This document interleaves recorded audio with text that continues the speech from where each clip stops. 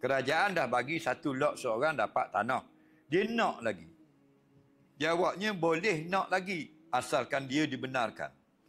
Tapi kalau tak dibenarkan, dia hanya dibenarkan berdapat satu yang belum ada tanah, dibenarkan memohon, dan bila telah diberi, tak boleh lagi memohon.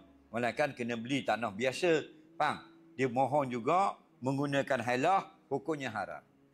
Contoh, ada 40 buah kedai untuk diundi. Daripada 300 orang peniaga. 40 buah kedai. Faham? Dia ni, hilah dia upah orang ramai masuk orang belaka. 4-5 orang masuk atas nama dia saja. Faham? Jadi dekat gini dia boleh 3 kedai. Hukumnya haram, dosa besar. Tak boleh gitu. Faham? Yang bolehnya 40 buah kedai, kampung tu ada 40 orang. Faham? Tak ada masalah lah. Dan 3 orang saja nak masuk. Tak apa lebih pada seorang.